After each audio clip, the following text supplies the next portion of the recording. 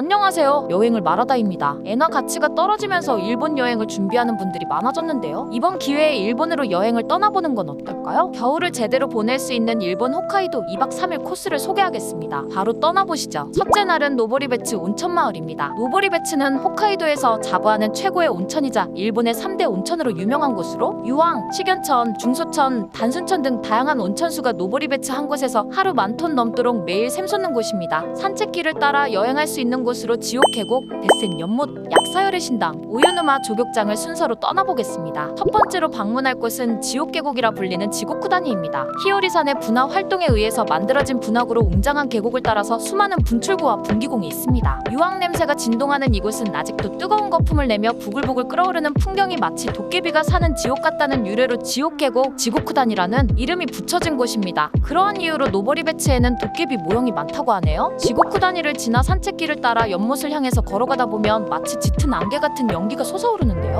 이 연기에서 깊은 유황 냄새가 풍겨오고 연기가 서서히 가시면서 보이는 밑에는 뜨거운 온천 물줄기가 유유히 흘러가고 있습니다. 이곳이 데센 연못으로 지옥 계곡의 중앙에 있는 조그마한 간헐천입니다. 약 80도의 뜨거운 온도로 수증기를 내며 끓어오르는 모습을 볼 수 있습니다. 설경이 내려앉은 주변 위로 짙고 하얀 김이 피어오르는 광경이 자연의 웅장함을 느끼게 합니다. 다음으로 방문할 곳은 약사열의 신당입니다. 1861년 유황을 채굴하던 남부번의 가신이 약사열애를 모신 신당 아래에서 솟아난 온천수로 눈을 씻은 뒤 눈병이 완치되었다는 전설이 전해 내려오는 곳인데요. 아주 작은 신당 안에는 열애와 함께 눈병을 낫게 해주어서 감사하다는 마음으로 기부된 비석이 안치되어 있고 주변에 있는 온천물은 눈의 효능 좋은 목욕탕으로 유명합니다. 추운 날씨에 걸어 다녔으니 잠시 쉬어가는 시간을 갖기 좋은 오유누마 조격탕으로 이동해 보겠습니다. 오유누마 조격장은 계곡 사이 흐르는 뜨거운 온천물인데요. 조격장에는 나무 평상과 작은 의자가 있어 눈부신 설경 사이로 김이 피어오르는 모습을 보며 쉴 수 있습니다. 온천수는 위에서 내려오지만 검은 진흙 속에서도 화산지대 특유의 뜨거운 열기를 내뿜고 있어 폭포 근처로 갈수록 뜨거운 게 특징입니다. 펑펑 내리는 눈을 감상하며 김이 피어오르는 온천수에서 몸을 담그면 오래도록 잊지 못할 추억이 될 것입니다. 둘째 날은 하코다테로 떠나보겠습니다. 하코다테는 사계절 내내 관광을 즐길 수 있는 곳으로 매년 수많은 여행객이 오는 만큼 다양한 매력을 즐길 수 있는 곳인데요. 노보리베츠역에서 홋카이도 JR 기차를 타고 하코다테역으로 이동할 수 있습니다.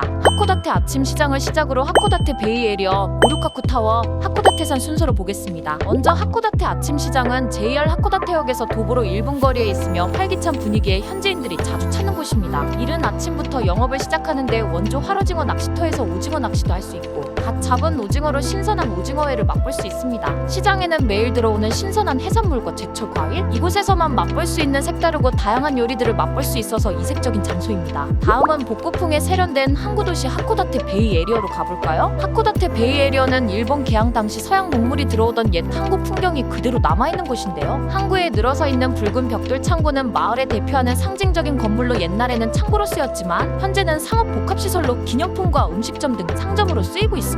겨울에는 매년 크리스마스 행사인 하코다테 크리스마스 판타지가 개최되어 화려한 쇼도 볼 수 있습니다. 다음은 사계절의 매력을 느낄 수 있는 고류카쿠 타워로 가보겠습니다. 고류카쿠 타워 2층 전망대로 올라가면 별 모양으로 된 공원 전체를 바라볼 수 있는데요. 봄에는 흐드러지게 피어난 벚꽃, 여름에는 파릇파릇한 자연, 가을에는 화려한 단풍, 겨울에는 눈부신 설경으로 사계절의 풍경을 즐길 수 있는 곳입니다. 같은 층에 있는 고류카쿠 역사관에서는 하코다테 전제, 메이지 시대 전시물을 통해 역사를 배울 수 있습니다. 밤이 되면 하코다테의 야경을 빼놓을 수 없는데요. 하코다테산 야경은 미쉐린 가이드북에 별 3개로 실려있을 만큼 세계 3대 야경으로 유명한 곳입니다. 케이블카를 타고 쉽게 올라갈 수 있으며 설경이 펼쳐진 하코다테산을 유리 너머로 볼 수 있으며 날이 저물기 전이나 일몰이 시작되기 직전에 올라가면 시시각각으로 변하는 하늘과 야경을 함께 감상할 수 있습니다. 여행의 마지막 날인 셋째 날에는 유럽의 분위기가 느껴지는 오타루로 떠납니다. 오타루 오르골당을 시작으로 사카이마치도리 오타루 운하 순서로 떠나볼 건데요. 먼저 오타루 오르골당은 오타루 여행 시 반드시 방문하는 곳으로 겨울에 크리스마스 오르골로 가득해 겨울 분위기가 물씬 풍기는 곳입니다. 엄청난 종류의 오르골이 비치되어 있으며 3층 건물 규모로 가격대가 있는 수제 제작 오르골부터 지브리와 협업한 오르골, 기성품 오르골까지 다양하게 판매하고 있습니다. 작은 규모의 오르골 박물관이지만 구경하느라 정신없는 시간을 보내게 될 거예요. 다음으로는 오타루 오르골당에서 걸어서 5분 정도 거리에 있는 사카이마치도리로 가보겠습니다. 이곳에는 홋카이도에서 유명한 디저트와 카이센동 맛집이 있어서 꼭 들려야 하는 곳이 있는데요. 먼저 카이센동 맛집으로 유명한 에조야는 오타루 여행을 오면 꼭 방문해야 하는 맛집입니다. 덮밥 전문점인 에조야는 연어알이 잔뜩 들어간 덮밥과 연어, 관자, 참치가 가득 들어간 덮밥이 인기 메뉴입니다. 신선하고 매우 두툼하게 썰어져 올라간 재료들은 풍부한 본연의 맛이 살아있어 입에 넣으면 바다의 향연이 펼쳐집니다. 식사를 마친 후에는 홋카이도 명물로 유명한 디저트 카페 르타오에 방문하는 걸 추천합니다. 유제품으로 유명한 홋카이도산 생유로 만든 생크림을 베이스로 한 초콜릿, 케이크, 과자 등 다양한 디저트류를 판매하는데요. 특히 르타오의 치즈케이크는 홋카이도산 신선한 우유로 만든 크림에 진한 치즈를 넣어 깊고 풍부한 맛으로 유명합니다. 오타루 르타오 본점 1층은 상점으로 되어 있어 기념품을 구매할 수 있고 2층에는 아늑한 카페로 마련되어 있습니다. 즉석에서 호지차 몽블랑을 만들어주기 때문에 오타루에 방문하면 꼭 가봐야 하는 곳입니다. 맛있는 식사와 디저트까지 드셨다면 오타루 운하로 이동해 보겠습니다. 오타루 운하는 오타루역 기준으로 남쪽으로 내려가면 보이는 바다 옆에 조성되어 있는데요. 오타루는 일본의 항구 도시이자 과거 홋카이도 경제의 중심지였기 때문에 작업 효율성을 위해 부드럽게 구부러진 형상의 오타루 운하가 만들어졌다고 합니다. 현대로 들어서면서 유통이 육로로 이동하는 비중이 크게 늘면서 운하의 역할을 줄어들었으나 산책로가 정비되어 관광 명소로 다시 인기를 얻고 있습니다. 복고풍 감성의 공장과 창고 등이 운하를 따라 세워져 있어 낮에도 밤에도 특유의 따뜻한 감성의 분위기를 자아냅니다. 오타루 운하를 따라 걸으면서 아름다운 경치를 감상하고 크루즈도 운영하고 있어 운하를 따라 여러 관광 명소를 둘러보는 것으로 여행을 마무리하실 수 있습니다. 지금까지 일본 홋카이도 2박 3일 추천 코스를 소개해드렸는데요. 더 자세한 내용은 설명을 참고하시면 확인하실 수 있습니다. 정보가 유익하셨다면 구독과 좋아요 한 번씩 부탁드리겠습니다. 시청해주셔서 감사합니다.